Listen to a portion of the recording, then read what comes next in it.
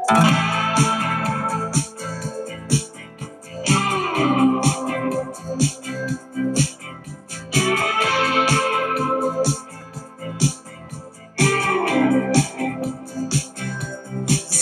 have been building for quite some time. Felt it in my spirit, and I saw the signs. I held my breath as I watched her hold on. She screamed as she beat her fist on her chest and then the ground. All right. Hello. I'm Annie Mack. I'm Vangie Castro, and we are 2POC2QUEERS. So good to see you. Thank you so much for joining us. We have a really fun topic today, and we're excited to talk about it. So we are talking about dating. Queer. Well, I guess queer midlife dating. So how it's so different from our younger days. And for the record, I am not in the dating pool. I am very fortunate to have a lovely woman in my life. And so, however, I have a lot of opinions and things to contribute about dating. Well, Annie Mac was on the dating apps before she met her lovely partner 3 years ago. About 2 years ago. 2 years ago. Yeah. Yeah. So Annie is familiar with how that all works out. I have been on the dating apps on and off in the last few years. Have been pretty single since my last major relationship was about 3 years ago. So it's time. This is actually an intervention. Sticking my toe into the dating pool. No, we're pushing you right in. Shallow pool. What is that? Oh my word. So finding people, women, whom you want to spend time with and get to know. Seeking sapphic love, that's what. Seeking sapphic love. What I do know is, so you know how you spend your money on your first date? You know how you drop all this coin and it's super romantic, like back in the day? No. The shit's changed. Oh, okay. Midlife dating, I believe you gotta test a mofo. See if they want to stick. See if they want to stick around. How is this happening? See if they want to stick around, so you can invest in like the steak dinner or perhaps the really upscale vegan dinner. That seems to be a lifestyle for so many. I believe that you don't just give it all away. I think you got to earn that shit. It's like the first date should be quick trip. What? Yeah. So quick trip, hot dogs, or something like a fountain drink. Okay. Right? No. Yeah. Probably not. I think I'm onto something. Yeah. But I don't think we give it all away in the first day. What's hip right now is actually like coffee dates, happy hours. You only commit to 1 or 2 hours. I mean, I don't really know if that's hip. I think that's something that people do. We want to make an initial meet and greet. I think since the pandemic, there was like this whole pandemic dating, like online, like most people date online nowadays. So, and you do the initial like, hey, what's up? Try to match up with each other, see if you're interested, and then chat a little bit. You know, it seems like 1 or 2 or 3 messages back and forth before people are like wanting to like, hey, we should meet up. Not, I don't hook up. Anyway, what? I hope you do. You need to. But so people want to meet up right away, want to feel like if there is some chemistry, if there's a connection, and before, you know, and then if there's no connection, then you move on. But what I have experienced, interestingly enough, on the whole dating apps, and maybe I should accuse myself of this too, some, you know, light ghosting. Some moderate to severe ghosting.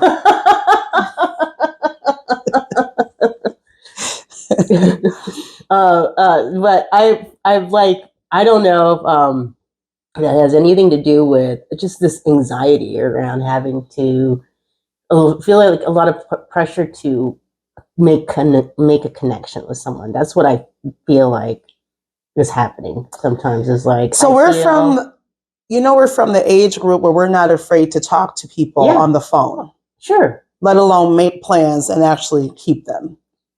Like we're old school, you know that, right? Yeah. And so we're dealing with a whole generation that has phone anxiety.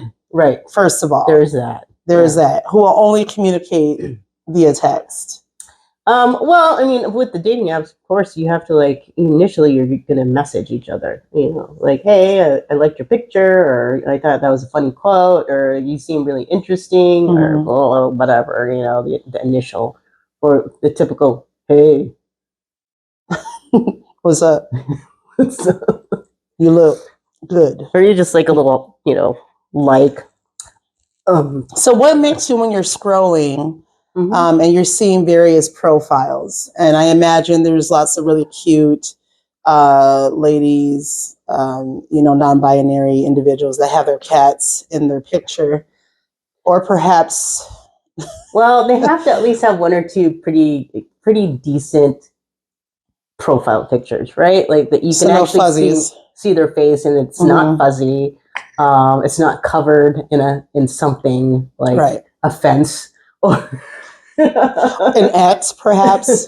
Group, like if it's group photos and I have to figure out which one you are, that's not going to work.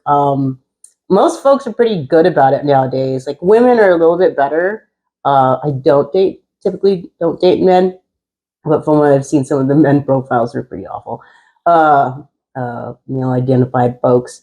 However, there are a lot of pictures of pets and sunsets and flowers. And so it drives me nuts. What does catch me is someone that's actually very intentional with their profile by putting like several different pictures of Do you like poses? Are you like Uncle Rico? No, I mean, it's not like totally posed pictures. I like dead set, like eyeballs, like giving you the like.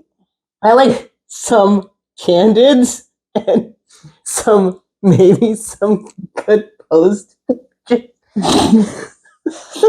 I appreciate good selfies. And a whole body picture is always good too. A whole ass body picture. Yeah, because you want to know what you're getting. What? No, that's part of the dance. That's part of the intrigue. Part of the dance. That's part of the meet in person. I am slowly sliding into death. So I don't have a lot of time on my hand to like do this too much of a dance. And I've been doing this dance for a really long time and I'm tired.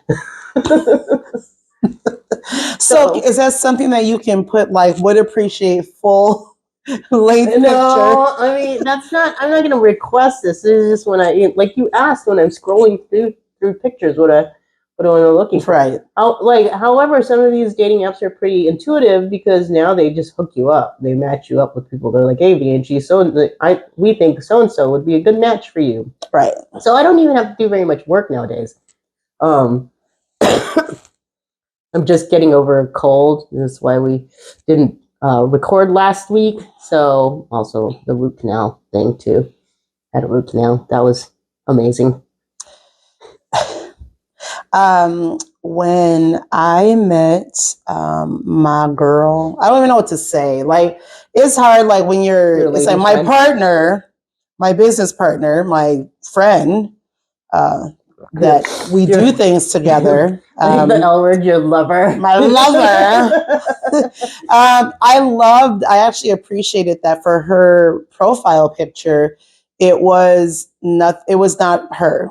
And I thought that was refreshing. It wasn't her? It wasn't her. It was a picture that said "We liberate us" or something like that. Okay. And then it was another picture of like duck lips. And I was so intrigued at how bad the picture was. It was a picture. She had duck lips. She was like doing this stuff. And I was so intrigued that I'm like, is this really what you're about? It was like two pictures. And then it was like all the way up here. Like, she was doing the duck lips and all that. Duck lips. And it's so not who she is. From an angle from above. Yeah, I think her friends or something, but it's so not who she is. And I'm happy that I kind of had this like intuition, like, this person I like that they don't have a lot of pictures of themselves, because I think some people go overboard with the selfies, like me. Like, it's like, hello, narcissist. Like, here's my profile view. Here's my, all the selfies and all that stuff. We have a lot of pictures of us. We do. I mean, it is like hard to not have a lot of pictures of us because of who we are.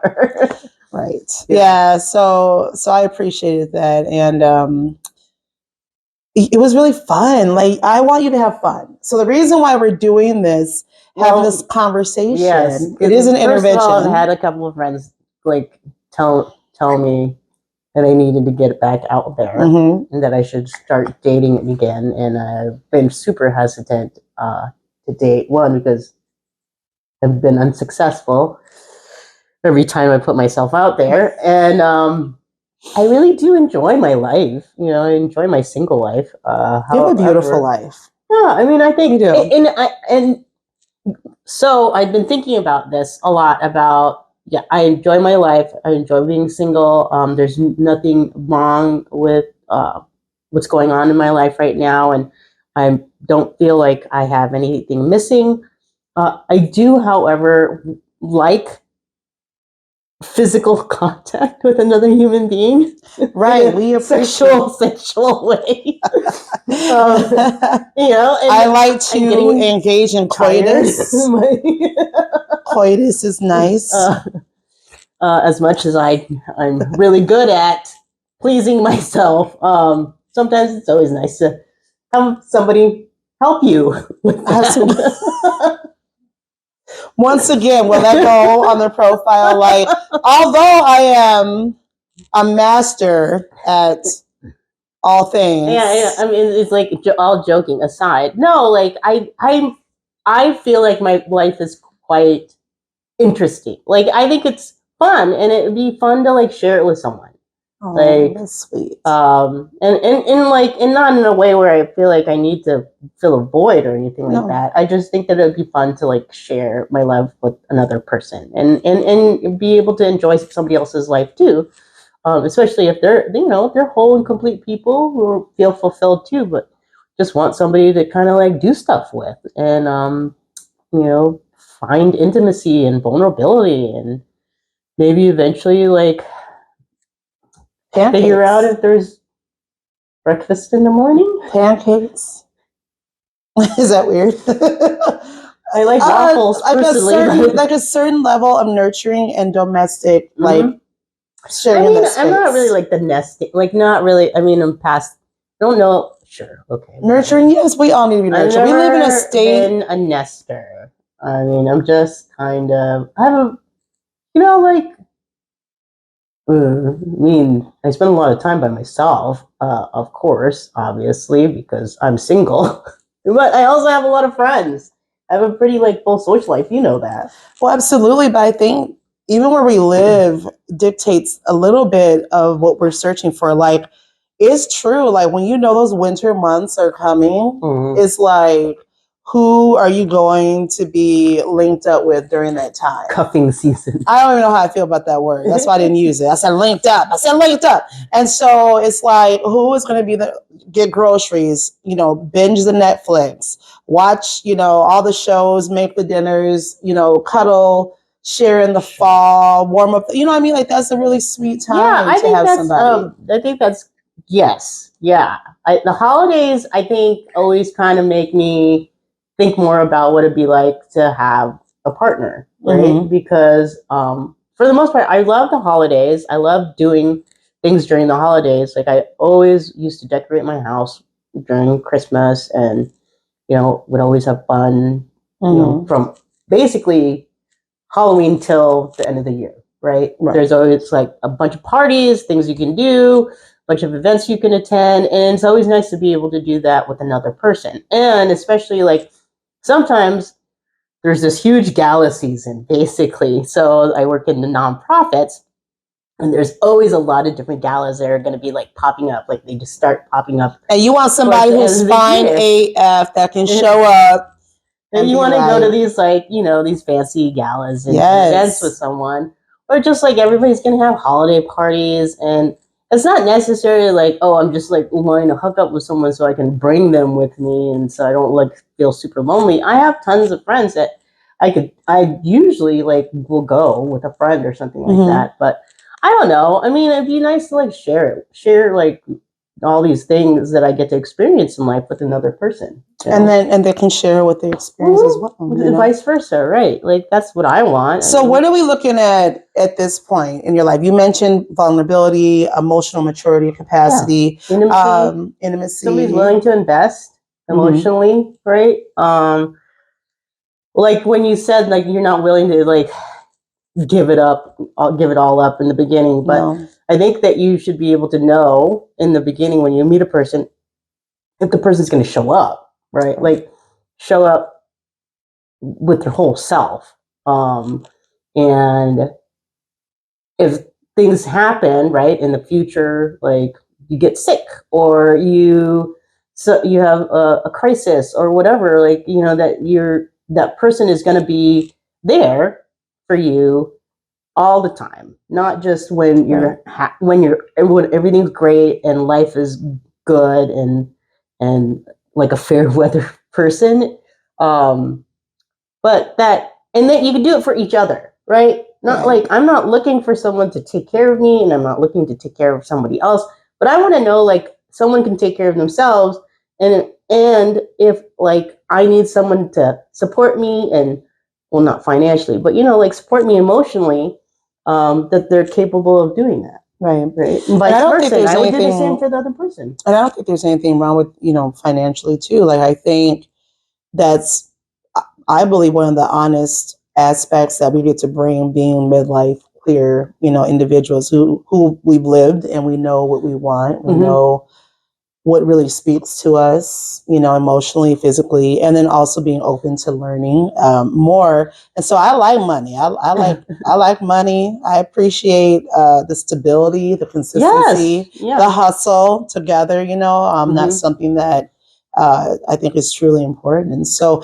would you date someone? Okay, how important is emotional capacity? Oh, super important. Why? Well, I don't think I could deal with someone who's not like able to take on a bad day. You know what I mean? Like handle when things aren't all going well. And it's fine, like because that's what adulting is basically one crisis after another or happening like all at the same time.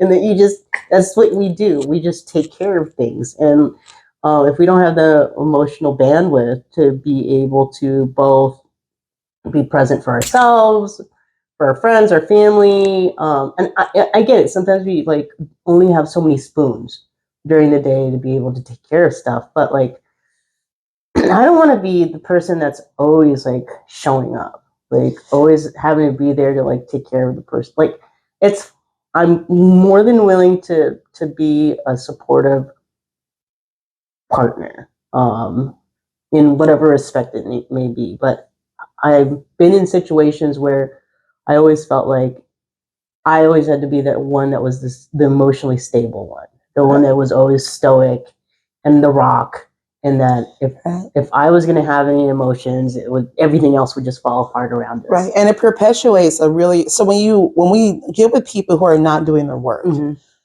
it perpetuates a really unfortunate dynamic where the same stability and being stoic and knowing how to show up also puts you in this space of like an unequitable like dynamic to where you become a parent figure or you become something that's not appropriate to the relationship. So there's a resentfulness that will grow from that space. So you gotta be doing your work, right? I'm not looking for my dad or my mother. No, and you're not looking to be that either. So a person has to be willing to be doing their work.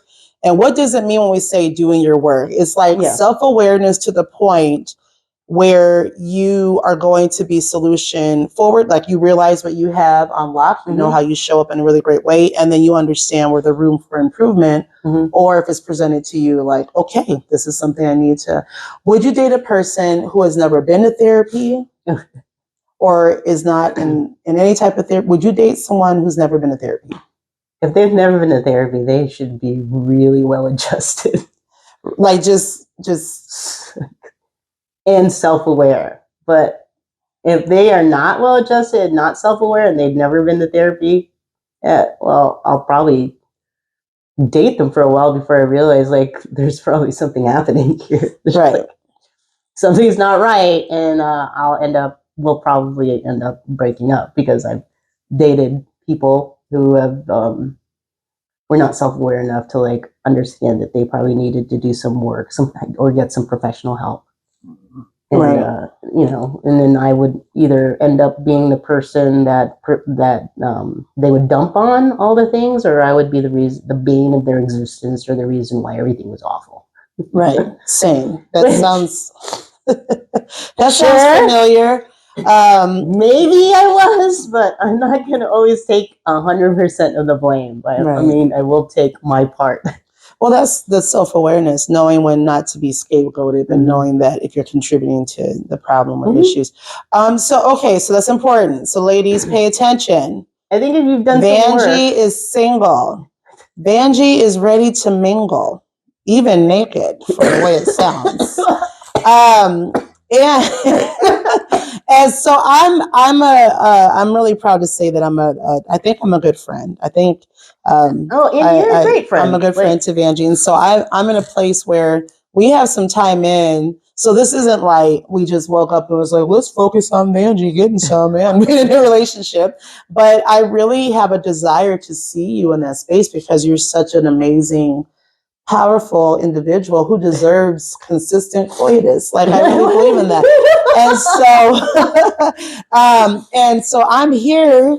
The coitus fairy is here to make things happen. And what I love is that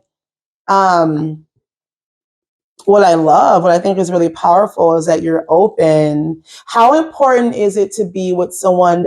Do you want them to be a person of individual color? Do you have a preference for, like tops and bottoms? Like, let's get into it. Like, what turns Vangie on? What catches your eye? I really don't know what turns me on. You just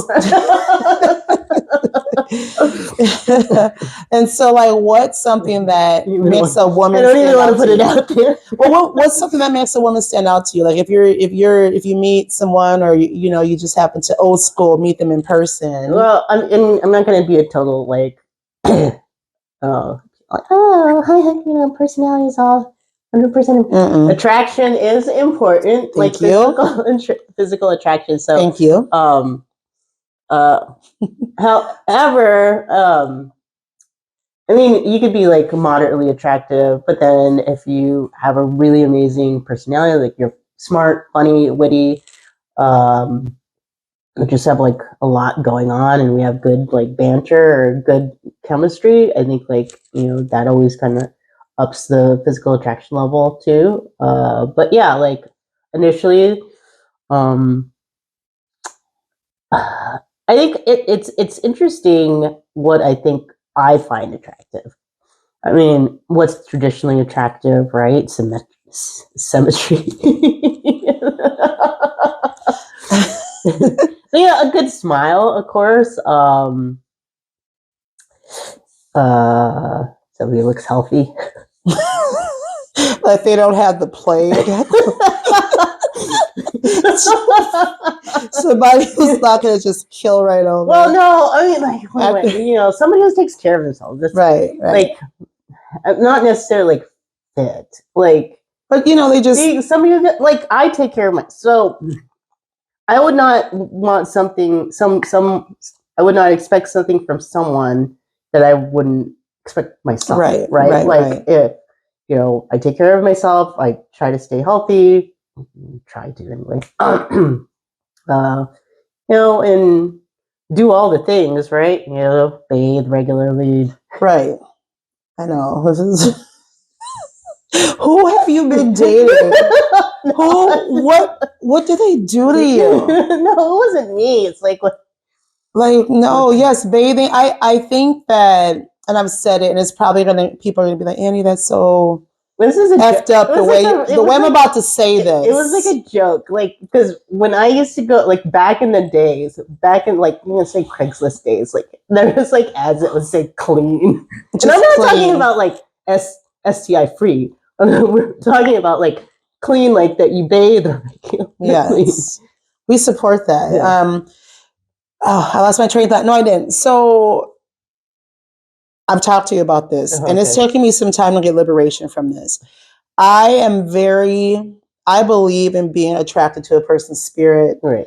Yes, their intellect, their humor. Humor is a really big deal to me. I believe in being attracted to a lot of things, but there was a part of me that I had this really kind of pious practice of, I'm not even going to take into consideration the physical. Mm-hmm. And I remember thinking, like, that's what you do when you're, trying to have some depth. When you've elevated. I don't see. And then you've evolved. And then right. You don't see a person's right. physical being. No. You see their essence. And I realize that's bullshit. It is bullshit. As long as I can see. That has been fed to various communities. And I think, like, in the lesbian community, I think, like, there's an association of being shallow. Now, see, in the gay boy community, I'm a little old school. So there's a whole thing, like, it's a very different expectation, but and I'm generalizing, so please feel free to check me in love, and we can have this conversation, in person as well. But there's been this thing that in my mind, like, I used to have shame and be very disappointed in myself when I would take into consideration a person's attractiveness, right, and be like, oh, am I perpetuating problematic behavior and practices? And I don't really like to use the terms hot or, I've taught myself to, like, really not objectify women. Like, I appreciate women. I love women. However, it's very important for me to look at women very respectfully, mm-hmm, unless it's my boo, then I'm gonna be looking at you all the time. But and so it's just one of those things where, but I had to come to terms and be like, no, I want to be attracted to all the things, and that includes the physical, and I want them to be attracted to me as well, because there are going to be times where, just being looking good is going to get you through. Like, I'm pissed, but I still hit that, like, and I think that's a really healthy, fun, thing to have in a relationship versus saying, Well, I think what people don't know about me is that what I think is fine or sexy on a woman would probably surprise people. Okay. I'm prepared to be surprised. Because if you say Birkenstocks, we don't have some problems. No. Like Birks. No, I mean, I do like a more full-figured woman.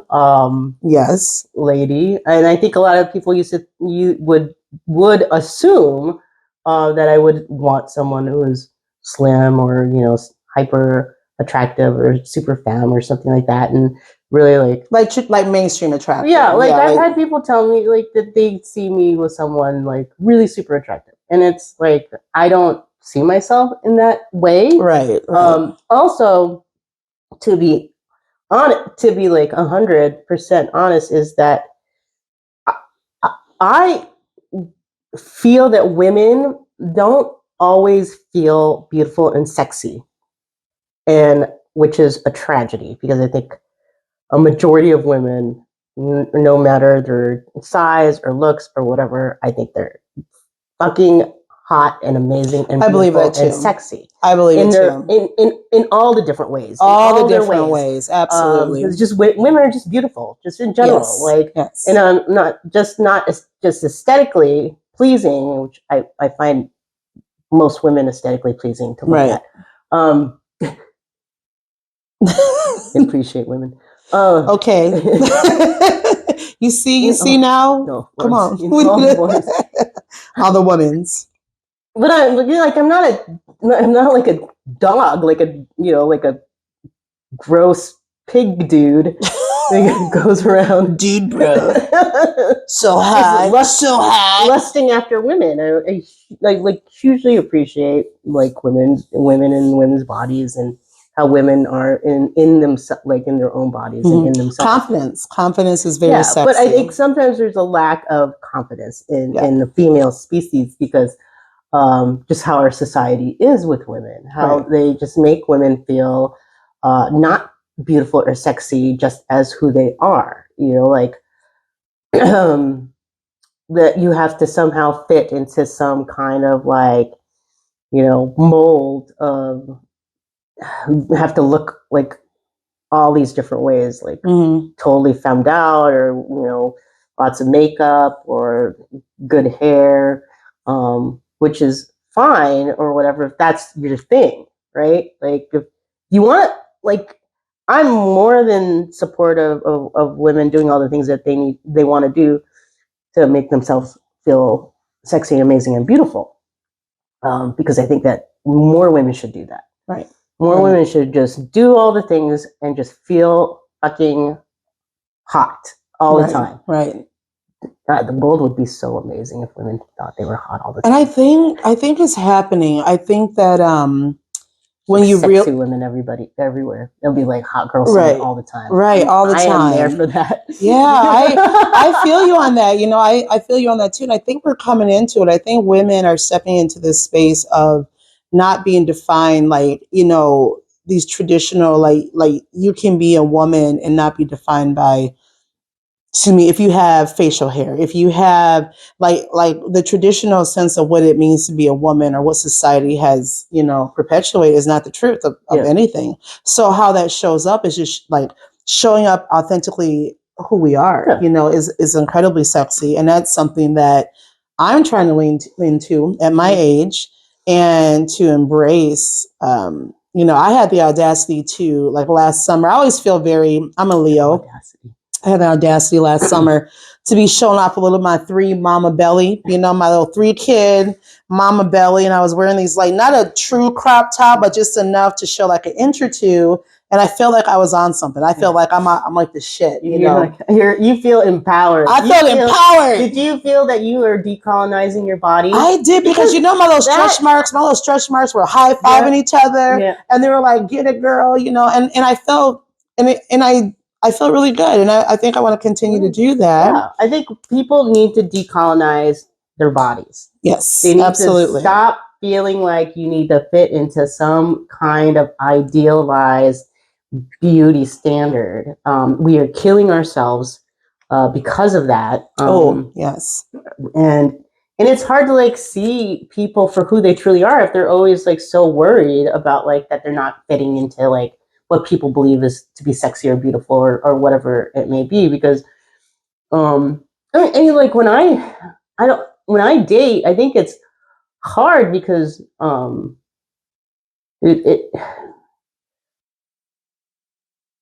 mean, I've had some incidences where I think women think there's something wrong with me if I like them. And so there's always some strange suspicion about me. And it's like, why is it so weird for someone to like you? Like that I could actually be like a normal person liking you because you're a cool, interesting person. Yeah. But because of like whatever has happened to them, whatever trauma, whatever exes have done to them to make them feel like, you know, that they're not worthy of love, and to feel attractive to another person that also might be attractive and a good human. But I like it's super interesting. Like there has to be something wrong with me if I like you. And that's because you're just too good to be true, Vangie. It's difficult. Like, yeah, there's lots of things that are wrong with me. I mean, I'm not perfect, not at all. But yeah, I'm pretty too good to be true. I'm pretty basic. I think, like, as a person, like, I don't have a lot of like. I mean, I have some issues for sure. Like, I'm not gonna lie about that. But I can take care of my stuff if I need to. Yeah. I don't expect other people to carry the burden of whatever I have going on. Of the validation. Like it's beautiful to have a partner or be in, you know, a relationship with someone who understands the importance of like my partner, she speaks a lot of edification. She's always like, that's her love language. She loves words. She loves, but I don't expect And I actually was very skeptical. I kind of used to get on her and be like, why are you complimenting me so much? Like you're like we're gonna do it. Like I'm gonna put out. I'm gonna be like super, you're gonna put out. You don't have to. Like that's actually the joke. You know, like I'm gonna put it on you. That's actually the joke because Amy Mack has. I've seen Amy Mack go through some few relationships, and Thank you. So like Amy Mack is a beautiful human being, sexy, talented, smart, all the things. But she also can feel a little insecure about herself at times and question the validity of the relationships she's in. Like, why do you want to be with me? There must be something. I'm like holding myself in a fetal position to want to be with me. Yeah, pretty much. And I don't think that way about like, you know, like there has to be something wrong with you to want to be with me, because really, like, for the most part, I never thought that, like, I didn't even know that was a thing. I didn't even know that you can think that way. But I always thought if somebody wanted to date me, there was a reason they wanted to date me, that I was a good choice. Right. Or, you know, my smile, I'm attractive, I'm funny, blah, blah, blah. You know, all the things. Humble, all the things, yeah. Super humble. No, that's sexy though. It's sexy when you can own your shit. I think with me, it was just like, I'm just, you know, I'm working on that. And it's like when I meet like my girlfriend, you know, I'm just like, my credit's shitty. I'm just gonna tell you what's up. I got all these kids. I don't even know where they're at right now. They could be playing pull tabs. Like I'm just laying all this shit out here. Like, are you going through a divorce? Like I'm going through a divorce. If you're into that, you know, if you're like I just put everything out there because I'm just like, I think that, yes, I am hard on myself. And I'm like, you know, thinking about, my mom body and my lack of, you know, exuberance, my youthful exuberance is transition into a knowing maturity, like a knowing of like, you know, so there is that part of me that's just like, do you know what you're getting into? Because I can tell you, and your sweet words and all that shit, it's like, that's nice. Like, but, you know, so there is that. So, and I'm enjoying it now. It took me some time to a couple years. Yes, to lean into the fact that individuals could want to be with me and just really think like, but I'm worth that. You did some work. You did a lot of work. You went to therapy. Yes. And communication is key. Communication, 100% key to having a healthy, successful, loving, supportive relationship. Obviously, I think sometimes for myself, like one of the issues. Okay, so I'm going to be real about why I'm probably still single. Is one, I don't trust myself in who I choose to be in a relationship with. Right. I always end up dating and then somehow stumbling into a relationship, and then 2 or 4 or 7 years later, the relationship ends, and it's always kind of a very sad time. And a couple of times was pretty awful and traumatic, and you always want to think that you're going to be better next time you get into the next relationship, and that you're going to learn from your last relationships, and so on and so forth. And I think like when I've been in like a lot of significant relationships in my life, so you know, I'm going into my 50s, so you can only imagine. I've never been married, been engaged a few times. Nice. A few times.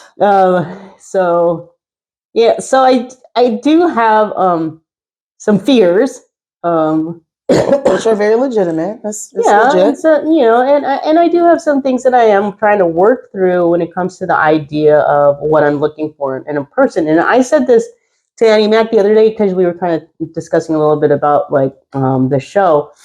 I said, well, you know, I'm really willing to give it risk it all, basically, for the right person. And that's very vague, you know, when you say the right person, because we all kind of like say all that cliche stuff about when you know, you'll know, or like you'll feel that pull, or like all these sayings of like when you meet that person. And it's like, I've met several people in the past and I've dated them all. So, Right. Because if I feel a connection with someone, why wouldn't I give them a chance? Absolutely. I think what you have now is what we call. All right, go ahead. So what I was saying was the really beautiful part about what we go through in our experiences, we develop this discernment to know, when it's time to leave, when it's time to stay. Because if you were to think about your history, there's probably some definitive moments where you're like, it's time for me to be done. And then we don't, right? Like either we get, either we're convinced out of it or we convince ourselves or the other person's really, really good at being persuasive or we feel guilty and so that's the maturity. Like that's the power is when you realize that things are not working. There is a time to leave and then not trusting yourself to make that decision. Yeah, I mean, I've always tried to make relationships work. Like, put in the best effort that I can, and if like at some point feels like there's no resolution, and that it is probably better for us to be apart. I am, of course, it's always very sad, but I'm okay with separation, with breaking up with someone. I would rather be alone than in a relationship miserable, right? Absolutely. But most people choose to just stay in a relationship because it's better to at least be with someone than be alone, because some people don't know how to be alone. Absolutely. And enjoy themselves and enjoy their lives, needing that validation, right? That companionship. Most of the time, this is a judgment on my part about like some people feel like they need to be with someone to feel like they have worth, self-worth. And sometimes those are really unhealthy, toxic relationships. I'm not talking about like healthy, supportive, loving relationships. I'm just talking about people who stay in kind of toxic, abusive relationships. Right. And no one's doing the work. They just learn how to be complicit with each other. They learn how to, and you get, it's the scary part is when you develop, give me the word, to be able to stay in a toxic relationship and actually healthy doesn't feel natural. Yeah. When the toxic shit starts to feel natural and becomes the lifestyle. Pretty normal for a lot of people. And the practice. Yeah. Because if they've never seen a healthy relationship, right? If their parents were also unhealthy or abusive, whatever it may be, didn't really see love in a way that was supportive or trusting or whatever, that you perpetuate that into your next relationships. And for me, I've been through a lot of therapy, and also did a lot of self-reflection about like, what do I want? What am I looking for? And at the same time, not wanting to drag someone through my garbage, right? If I'm working through some stuff in my life, I'm not going to drag someone through it with me because it makes me feel better knowing that I'm not alone, like that, like we can be miserable together, right? That's unnecessary. Right. The world is already pretty miserable. To add that and, add more misery into somebody else's life, that's not what I want to participate in. I would like to bring like joy. I would like to bring lightness and peace. I mean, ultimately, like if there was a lot of chaos in a lot of the relationships I was in, and some of the relationships I was in were really good. Like they were very stable and peaceful, supportive. But at the end of the day, we want different things, or the idea of falling out of love with someone. But it might just be that maybe I was never really truly deeply in love with the person and not necessarily falling out of love. I've loved every woman I've ever been with differently in different ways, because they were all very different women. So I loved them for the way that they needed to be loved, in that moment. But I'm kind of like that asshole that makes you fall in love with them, right? Oh, seriously. Like, this is something I had to kind of be okay with. Like, just totally accept, because I like the idea of someone falling in love. Like, that was my friend back home in California says, like, that's the thing she knows about me, that I'm in love with love, right? And sweet. so even every time I get out of a relationship, I can always bounce back into another relationship and not feel too jaded about it. Like, I could always like see the silver lining, that I never wanted to take uh, the burdens from the past relationship into the new relationship and make the new person pay for the mistakes of the past person.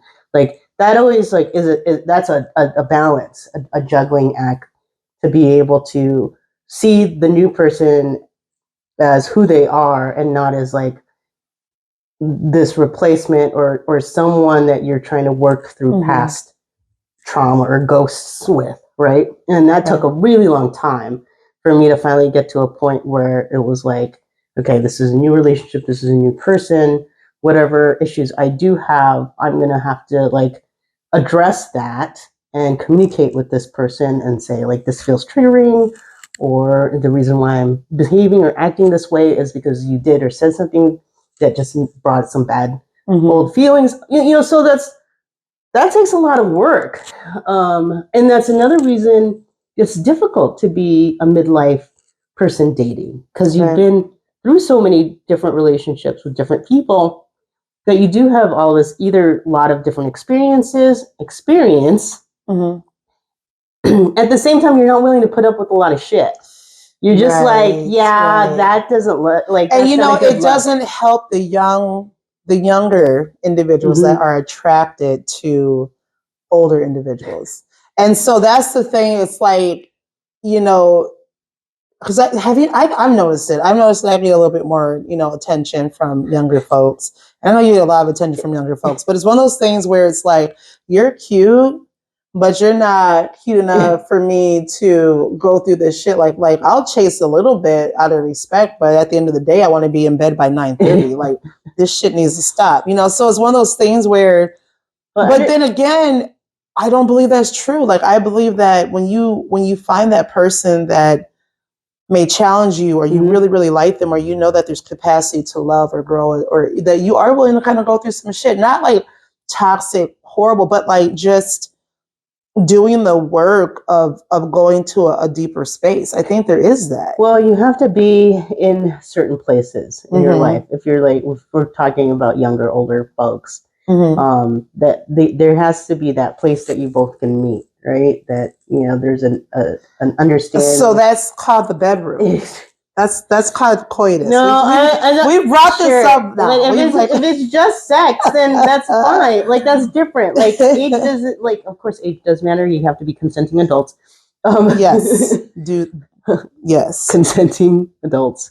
And we're both individuals. We don't chase after youth. That's not our bag. That's something I really appreciate. No, but like, if we're just talking about sex, plain just hooking up with people, different, then the standards are different, right? Yeah. Then it's just mostly like physical attraction, making sure that like there's an understanding between the other you and the other person, that this is what it is. This is all that we're gonna do, and being upfront about it. Is age important to you? If for a long-term connection, maybe, probably, yeah. I think it does. I think if you are younger, that you'd have to be pretty mature. I mean, I'm youthful in a lot of ways, but at the same time, like, I'm, going towards 50. Right. Right. I understand that. Like, I can only like pretend to be young for so long. I need to go to bed at some point. Right. Oh, mercy. I get so excited when I'm like, I can have a full evening and be in bed by 10. And it's not like that always. I'm recovering, as a musician, I had a lot of late nights and a lot of sure. So now I'm in a place, not a recovering musician, but I'm in a place where I can appreciate going to bed at a certain time, and but then I can still hang. But so yeah, I was curious if age makes a difference. Do you have a type? Like, do you have a certain like, or are you just open? Or are you just open to? I think that's an interesting. I ask that too of people. Like, do you have a type? I probably have a type. I couldn't really articulate it very well, what type it is, but mostly I think it usually ends up being women that are smarter than me. Mm-hmm. um, and it can challenge me, I guess, keep me on my toes, call me out on my stuff. Right. I can be a little bit of a shit. A little bit like a dom. Is that that's not afraid to correct you, and perhaps you have to call them mistress. I don't know. Where are we going with this? What? I think I know where someone's going with this. I'm just saying. I feel like that's a totally okay. separate episode. Okay. We're into that. Like all 50 Shades of Grey. No. Red Room of Pain.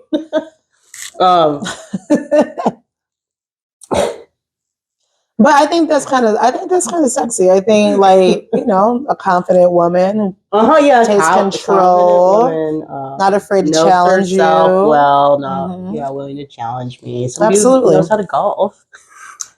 Yes. That's because I golf quite a bit. A lot. Yeah. They either need to know how to golf with me, willing to learn to golf, or is totally okay and tolerant with me being gone for like 8 hours on the weekend. No, they have to be a part of your during golf season. I'm okay. I'm pretty busy golfing. All right, take note, ladies. Do you hear what they are saying? And that's probably why I've gone like 3 years like without really dating. Is because I'm golfing. I'm gonna have a little bit of a shallow. So I just got a new hairdo, and I just find myself just like. It just looks like it's very nice. Spaghetti. I'm not used to it. I really like her new hair. I'm not used to it, so I'm just over here like. So I just had to give some ownership that I know I'm being awkward right now, but next time I won't be so awkward. Mm-hmm. Right. Oh, okay. I know I'm awkward. I'm awkward. Well, I had a friend talk to me like the other day. Well, because there's been a couple of different incidents that I had. Like one, we were at an event. Annie, Mack, and I were at an event. A woman came up and started talking to me, and then wanted my phone number, and I gave her my phone number, but I gave her the wrong number on accident. And then there was another time where basically I was like just having a conversation with a woman and probably said something really inappropriate and messed up that opportunity. I highly doubt it was. Also, just with the whole online dating Hinge thing, like I've been really bad about like responding to folks. Like I'll message and then message back, and then I'll like go a few days without messaging them or something like that. And it's like I feel like and I'm not really sure what I'm doing. One. And two, my friend Kimmy says that she thinks that I'm sabotaging myself. Yeah. Kimmy, we need to talk because you are completely 100% correct in that assessment of what's happening. I mean, maybe I've just been single for too long. Like, just don't know what it's like to not be. Like, I mean, it's scary out there. Like, don't like, be too hard on yourself because you just have a healthy, that's a healthy fear. A healthy fear. Well, I don't know if that's the right word. Like some people settle. Like we just kind of settle for whoever is willing to, take us out on a date and isn't super weird or crazy. Right. Like, because I am a sucker for a buffet, and I'm working on that. Yeah. I mean, I'm kind of old school. Like if I ask you out, I'll pay for the date. If if you want to do an activity, I always try to do something that caters to whatever person's likes or dislikes are. I like activity dates. Right. Because then you kind of learn a little bit more about each other. And it's not so weird and awkward if you're just like staring at each other, just trying to like come up with conversation. I don't have problems talking with people, Right. I have had a couple of awkward dates with women where it felt like I was trying to like search for something to have a conversation about. It was like pulling teeth or having a root canal. Right. But for the most part, I'm really good at like having just random conversation with just picking a topic and starting to talk about it, and even if it doesn't make any sense. Right. Right. That's a gift. It's a gift. Obviously, the So podcast. what? So we covered some good things. What's your favorite position? Oh God, you keep trying to get like. How many? You know, okay, you really no. have to take me How out on a many date to find days? out How many about days that. before you're open to intimacy? Like, what's the, like? How many months do you need to see a person before you're open to actual intimacy? Like going into the next space at your age. Like, what does that look like right now? I feel like that's a loaded question. It is a loaded question, and then. I'm willing to be intimate with the person right away if there's a connection, but also like, and papers. We appreciate papers. Yes, your patient portal's lovely. We appreciate that as well. Also, but if I feel like a person is someone I want to continue to like, I'd like to date like long term, maybe put it off for a little. Absolutely, put it off for a little bit. Yeah. But if like there's chemistry and I feel like maybe this is like just going to be a physical connection, yeah, I think there's always kind of like the talk though of like, are we to be safe? Like I want to make sure that like not just emotionally but physically safe with a person. Like I'm not just going to jump into bed. There is a we should take responsibility Absolutely. for physical intimacy with folks. Absolutely. And I am more than happy to have one night stands, but from my experience, that it's not as cut and dry and easy as everybody thinks. Like one night stands are, that like you can hit it and quit it. There, if you feel an intimate vulnerability with a person, I think you can make a connection with someone. And there's always these funny memes about like, I was between your crotch, and we can't even have a conversation about if we're in a relationship or not. Isn't that something? Yeah. Isn't that something? So I think it's really interesting that if you can have a physical relationship with a person, that you should be able to also have a conversation about your emotional vulnerability with the person. Yeah. Like if you can, like, I would just like to have a physical relationship with you. I'm not really looking to have a long-term emotional relationship with you, or I would like to have a long-term emotional relationship with you with physical intimacy, but I would like us to work with each other about what that looks like to us, Right.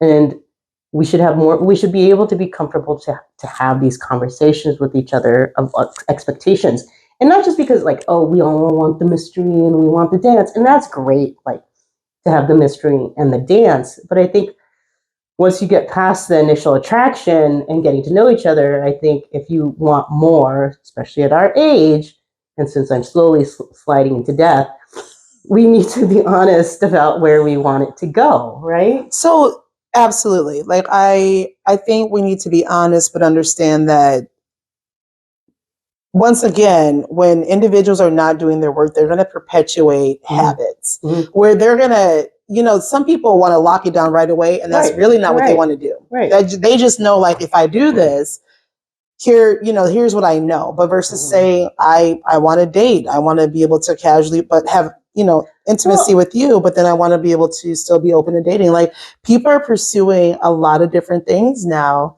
that bring them joy and fulfillment in the dating realm that are not traditional. Really unfortunate for women well, I think for younger generations, they're getting better about like dating multiple, like, if it's serial dating or dating multiple people at once, and really like getting to know what they're into, what they like, versus like, being dating and then getting locked down. Like, I think that's a fear that a lot of people have, is that we're, and it's a pretty good fear that I have because it's happened to me a few times.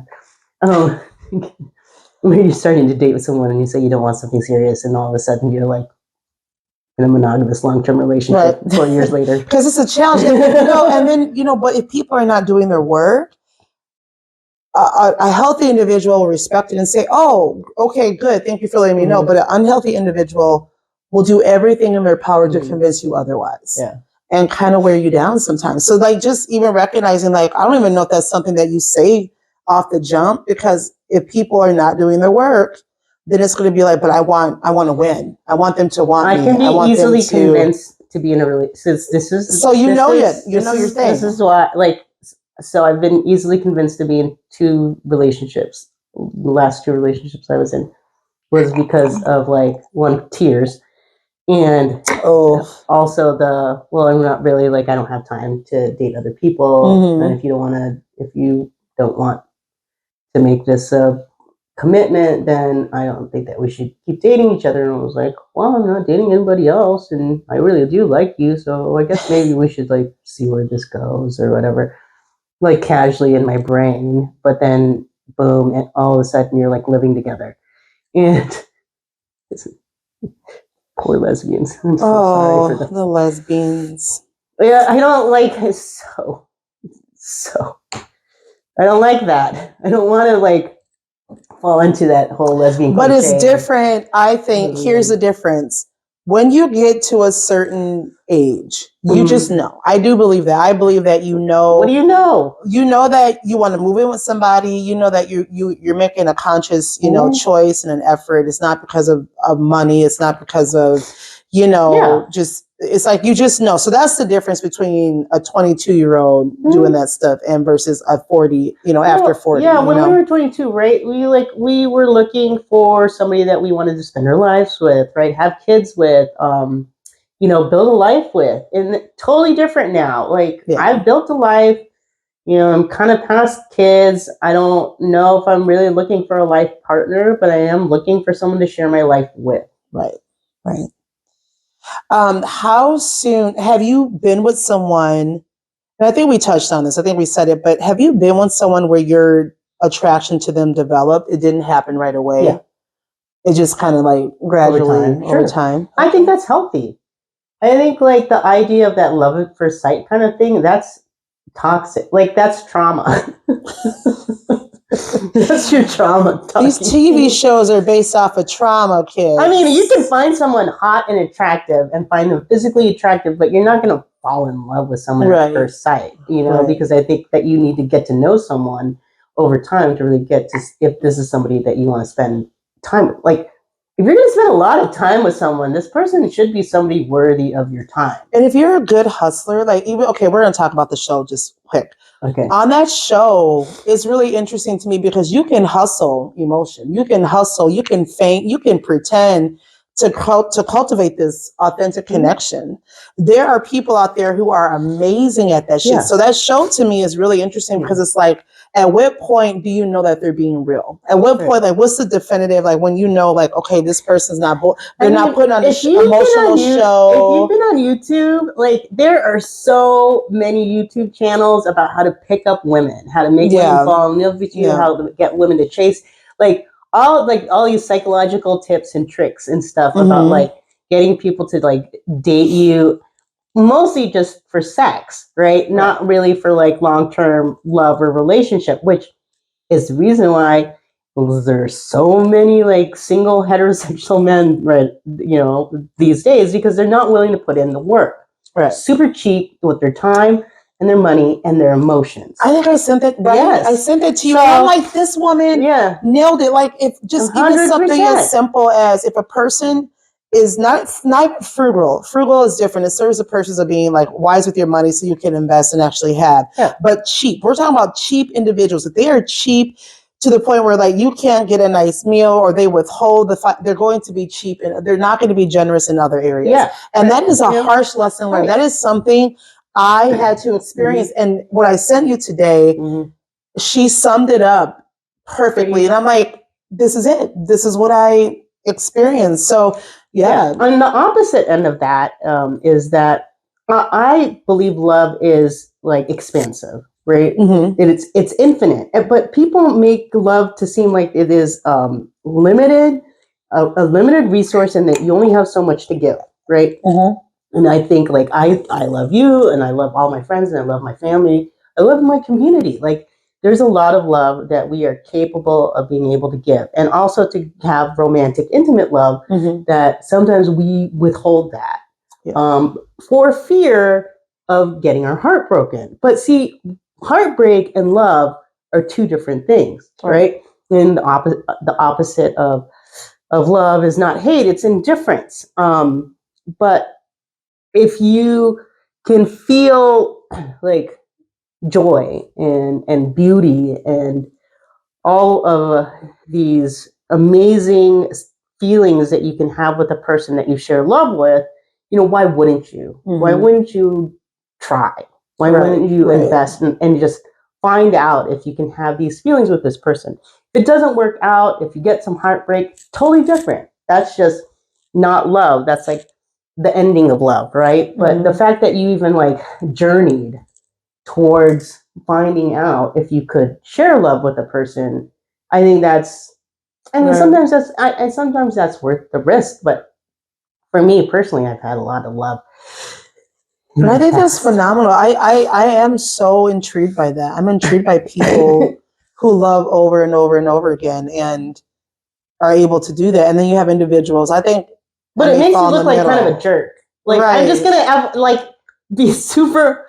Like I said earlier about that like I'm that person that makes you fall in love with. Like I don't make you fall in love with me. Like it's just that I'm a really loving person, and I show up. I try to be like all the things that is expected of a good partner, right? Is a good girlfriend or a good whatever, lover, blah, all of the things. Um, However, at the same time, like we discussed earlier, is if I feel that the relationship no longer serves us, that I am willing to leave. Not because I'm an asshole, because I think it's best that we should move on and experience love with someone new. Mm-hmm. and different. Or maybe recommitting to loving ourselves, realizing that, like I need to get my shit together. Because why is it always like, why is it always that we can't be experiencing new things that help us evolve into the person that we're supposed to be with eventually, mm-hmm. at some point in our lives. Right. Yeah, each person that you meet, yep, helps you be better. For the person that maybe you eventually will decide like you're gonna be you're the person that I'm gonna work to see if we can be our last relationship with each other. Yeah. And the whole forever thing, I mean, first of all, I don't even know if that's a real thing. Right. But I think that if you commit yourself to someone and say, this is the person I want to try to work on falling in love with you every single day, until I love that we are no longer here. I think that's very realistic. And I also think another thing that's realistic is realizing that there's some people are like, once you're done with the relationship, I'll never go back. Right. And then some people, I think, have a connection where you'll continue to cross paths and it will be fluid in your connection. I mean, there are exes I'm still friends with, and then there are exes I do not speak to at all. Right. And I have exes that told me that I should fall off the face of the earth. Yep. And that's just how the world turns. It is. That's how you know you. And that's how you know that you've made that you've lived your life, that you like put yourself out there, that you tried to be vulnerable. I think that I have made some mistakes, I'm not going to lie, in past relationships. But at the same time, I try to be the best partner for the most part in the relationships that I chose to be part of. I think so. Really, really great sharings. Like I'm just processing, and And so, what's one thing that outside of your favorite position, whatever, right here and right now, what is one thing that you want to experience in your dating right now? Outside of sexy okay, time. so this is sexy. I think what people don't appreciate is the first kiss that you have with a person. Oh, Because you'll know, mm-hmm. you will know the first time you put your lips on another person if this is a person you want to keep kissing or if this is a person that you're the challenge, another thing that I think is great is being sober. Right. Going out, and if you have, I have major social anxiety, and it's so easy to connect with people, have some cocktails, all that, but being sober for a genuine moment like that, I think is really important. So if you can go out, to me, that's it's easy to go. I mean, it's easy to go be a little tipsy. I've made out with a lot of drunken women. It's easy to be a little tipsy and then go do it. But if you can go out to a coffee, have a great conversation, be mentally stimulated physically, and then you go for the kiss, that's powerful. Yeah. So that might be I hear that. And that's some of my favorite connections outside of the drunkenness of, we're getting beyond that. We're growing. We're going beyond having to be in that state in order to. we are right. Mm-hmm. Okay. So a friend of mine said to me because we were talking about dating, and she's in a straight relationship, and she's like, "Well, Vangie, if she's not willing to go down, then you should be down with her." True. I too have heard about these connections where it is not reciprocity, and I don't know how to feel about that. Mm-hmm. I just a panic just went through my body when I heard you say that. It was an immediate resisting to this knowledge of what? No. Yes. I do appreciate the I think the honey pot. I think they've come back around folks to their favorite position. With that, thank you so much for joining us. Appreciating you tuning in Thanks for coming back and watching our show. We appreciate you. Real and raw conversation. And we are in the works of getting our 2POC2QUEERS happy hour together at one of our favorite places in town. We're not going to be able to share with that just yet. We're just going to get the details on lock. And then we want you to come out and join us if you're in the Rochester area. And we'll get more details for you. We'll be posting that on our social medias. Is that a word? Medias, sure. Social medias. And we're just going to commit to it. We're super excited to have our live kind of kickoff for 2POC2QUEERS at this local site. And if you're in Rochester, Minnesota, hopefully you'll come out and say hello to us and we'll maybe do some quick question and answer stuff. And what do you want to leave the people? What do you want to leave them with in your when we talk about your? Well, I think what's important when it comes to dating, don't settle. No. Wait and hold out for something really amazing. Because I think when we settle, we get super disappointed, right? And we're always thinking that, we're not worthy of being in a relationship with someone because we're settling for less. But if you actually wait and you find somebody who is amazing, and even if it doesn't work out, but then you'll know that you are worthy of love and deserving of being with someone really special. Right. Yeah. And I would say do the work of understanding humanity. Yeah. And I think a lot of times people use the list of perfection or the list of this, and this too. It's actually a defense mechanism. Understand that at our age, people are coming in with a lot of beauty, a lot of experience, and a lot of shit, and having discernment. Some of those and scars, that's okay. Some of those scars are beautiful. Absolutely. Those stretch marks of experience is what makes a person just a gorgeous human being. Yeah. So be open and don't run too quickly. Be open. And once again, my name is Annie Mack. I'm Vangie Castro, and we are 2POC2QUEERS. I watched her hold on. She screamed as she beat her fist on her chest and then the ground. It ain't easy being queen in the shadows of the kingdom, trying to turn water to wine. Hoping and praying that it's not all in vain. It's just a matter